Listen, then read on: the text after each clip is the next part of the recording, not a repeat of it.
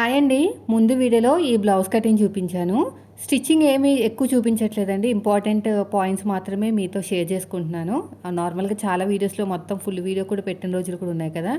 So, ఇప్పుడు నేనైతే neck దగ్గర కుట్టేసాననమాట నెక్ అంతా. ఇప్పుడు పైపింగ్ వేస్తున్నాను. ఎలా వేయాలి అంటే ఫస్ట్ వచ్చేసి ఒక 1 ఇంచ్ క్లాత్ తీసేసుకోండి. ఏ క్లాత్‌తో మీరు పైపింగ్ వేద్దాం అనుకుంటున్నారో. వన్ సైడ్ మాత్రమే ఫోల్డ్ చేసి కుట్టండి. అంటే మధ్యలోంచి కుట్టకండి. Cloth మధ్యలోంచి thread కుట్టకండి. పక్క నుంచి కుట్టండి. ఓకేనా? ఇది ఆల్రెడీ కుట్టేసిన నెక్కకి పైపింగ్ వేసే మెథడ్ అనమాట. ఇలా వన్ సైడ్ ఫోల్డింగ్ చేసేసుకుని ఇలా కుట్టుకుంటూ వెళ్ళిపోండి. 12వ నెంబర్ థ్రెడ్ ఎగస్ట్రా ఉన్న థ్రెడ్ని కట్ చేసేయండి. ఇంకొక సైడ్ ఉంది కదా, ఆ సైడు ఇలా ఫోల్డ్ చేసేసేయండి. ఇప్పుడు మీకు పైపింగ్ క్లాత్ అనేది రెడీ అయిందనమాట. థ్రెడ్ పైపింగ్ రెడీ చేయడానికి రెడీగా ఉంది క్లాత్ అనేది. ఇలా వన్ సైడ్ ఫోల్డింగ్ చేసుకుని కుట్టేసుకోవాలి. ఏమైనా క్లాత్ ఎక్కువ ఏమైనా ఉంటే కట్ చేసేసుకోవచ్చు, ఎగస్ట్రా ఖర్చులు కానీ ఎక్కువ ఉంటే. అయిపోయిందండి. ఇక నీట్గా ఇలా కట్ చేసేయండి. ఇప్పుడు చూడండి, ఇది వచ్చేసి పైపింగు. ఇలా లోపల కొంచెం ఫోల్డ్ చేశాను, ఎందుకంటే అంతా కూడా రెడీ చేసాం కదా, ఈ ఖర్చు ఏం బయట కనిపించకుండా ఇలా పెట్టేసుకుని రఫ్ ఇచ్చేసేయండి. రఫ్ ఇచ్చేసుకుని థ్రెడ్ పక్కనే కుట్టుపడాలి. అది మాత్రం మెయింటైన్ చేసుకుంటూ వెళ్ళండి. ఇదంతా మీ చేతిలోనే ఉంటుంది. ఎంత లేట్ అయినా పర్లేదు, ఫినిషింగ్ ఇంపార్టెంట్. సో, లోపల క్లాత్ అంతా పెట్టేశాను. థ్రెడ్ పక్కన ఇలా చూస్తున్నారు కదా, నెక్ పక్కన థ్రెడ్ పెట్టేసుకుని నెక్ పైనే కుట్టుకుంటూ వెళ్తున్నాను అనమాట. ఇలా మొత్తం కూడా చక్కగా ఇక్కడ కార్నర్ వచ్చింది కదా, ఇక్కడ ఒక మార్కింగ్ వేసుకుని ఒక చిన్న ఫిల్ట్ పెట్టండి. ఎలా పెట్టాలంటే ఇలా పట్టేసుకుని అటువైపుకి వెళ్ళి మళ్ళీ ఇటువైపుకి ఇలా అనాలన్నమాట. ఇది చాలా సింపుల్ మెథడు.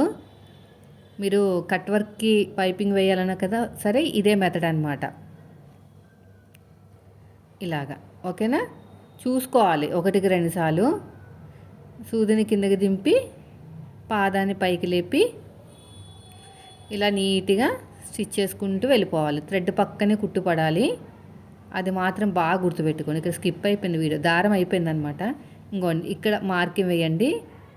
వేసుకుని ఇలా కూడా ఫ్రిల్ పెట్టుకోవచ్చు. ఓకేనా? ఇలా కూడా పెట్టుకోవచ్చు, ఇందాక చూపించినట్టు కూడా పెట్టుకోవచ్చు. ఏదైనా మీకు ఫినిషింగ్ నీట్గానే వస్తుంది. ఇదిగోండి, చిన్న ఫ్రిల్ పెట్టేసుకుని కరెక్ట్గా ఆ కార్నర్ దగ్గరికి రావాలండి. అంతే. సూదిని కిందకి దింపి పాదాన్ని ఇలా పైకి లేపండి. అంతే. ఇలా కుట్టుకుంటూ వెళ్ళిపోవాలి. చూసారా అంత చక్కగా వచ్చేసిందో పైపింగ్ అనేది. కట్ వర్క్ కూడా ఇలాగే ఇవ్వాలండి. బాగా గుర్తుపెట్టుకోండి. ఇంకా దీన్ని తీసి పక్కన పెట్టేద్దాము. చూసారా అంత చక్కగా వచ్చిందో. రెండవ సైడు అంతే, నెక్ కూడా అంతే. దేనికైనా సరే ఇంతేనండి. ఇప్పుడు వచ్చేసి సైడ్ జాయిన్ చూపిస్తాను. బ్యాక్ పార్ట్ నుంచి మాత్రమే సైడ్ జాయిన్ చేసుకోవాలి, ఫ్రంట్ పార్ట్ నుంచి చేయకూడదు. ఎందుకంటే లోతు తీస్తాం కదా, సరిగ్గా రాదనమాట. So, hand loose, arm loose, నడుము లూజు, ఈ మూడింటిని కలుపుకుంటూ వెళ్ళిపోండి. ఓకేనా? మనం తీసుకున్న ఆది బ్లౌజ్ని కూడా మీరు ఇలాగే బ్యాక్ పార్ట్ నుంచే తీసుకోవాలి. ఇలా మొత్తం కూడా మార్కింగ్ వేసేసుకోండి. ఆర్మ్ లూజ్ కూడా అంతే. ఆర్మ్ లూజ్ కూడా సేమ్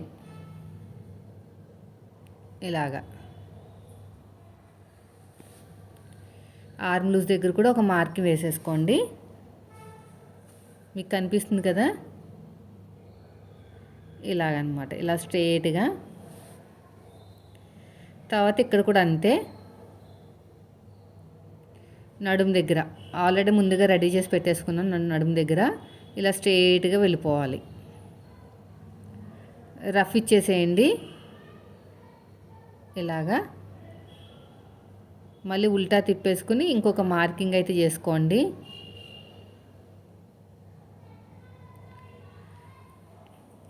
ఉల్టా తిప్పేసుకుని మళ్ళీ స్టిచ్ వేసుకోవాలి. చూపిస్తాను చూడండి. రఫ్ ఇచ్చేసుకుని నీట్గా స్టిచ్ చేసుకుంటూ వెళ్ళిపోండి. పక్క నుంచి ఇంకొక స్టిచ్ అనమాట. ఇక్కడ కూడా రఫ్ ఇచ్చేసేయండి. మళ్ళీ ఉల్టా తిప్పేసుకుని మళ్ళీ ఇంకొక స్టిచ్. ఓకేనా? ఇలా నీట్గా ఇప్పుడు సైడ్ జాయింట్ వైపు నుంచి కూడా అంతే, ఇలా కుట్టుకుంటూ వెళ్ళిపోవాలి. ఎక్స్ట్రా ఉన్న క్లాత్ని కూడా నీట్గా కట్ చేసుకోవాలి. ఇక్కడ ఎక్స్ట్రా ఉన్న క్లాత్ని కూడా నీట్గా ఇలా కట్ చేసేయండి, సరిపోతుంది.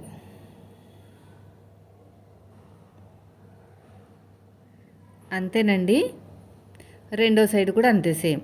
హ్యాండ్ లూజు, ఆర్మ్ లూజు, నడుము లూజు ఈ రెండింటిని కలుపుకుంటూ వెళ్ళిపోవాలి.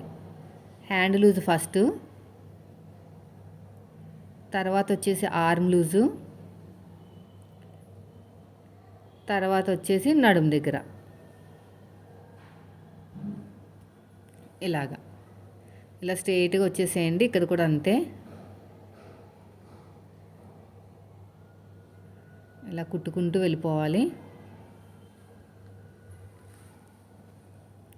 కరెక్ట్గా చూసుకోండి, ఎక్కువ తక్కువ రాకుండా.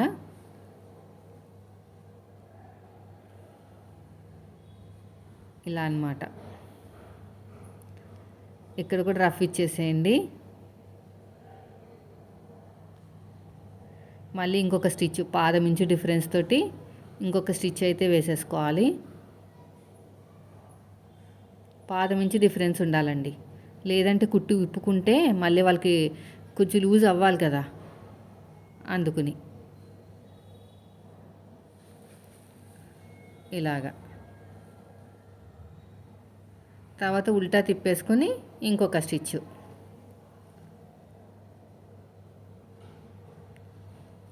ఇలా ఉల్టా తిప్పేసుకుని ఇంకొక స్టిచ్ కూడా వేసేసుకోండి.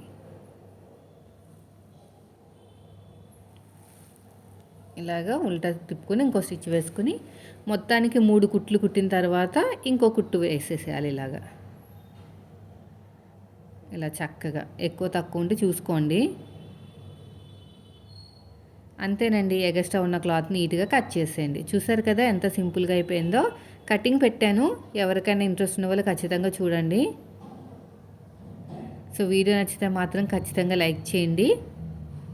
ఫైనల్గా అయితే బ్లౌజ్ అయితే రెడీ అయిపోయింది. వేసుకుని చూసుకున్నారు నా దగ్గరే, బాగా నచ్చింది వాళ్ళకి. వెనకాల థ్రెడ్స్ అవి పెట్టాలన్నమాట, నెక్స్ట్ వీడియోలో పెడతాను. అంతేనండి, చూసారు ఎంత సింపుల్గా అయిపోయిందో. Thank you for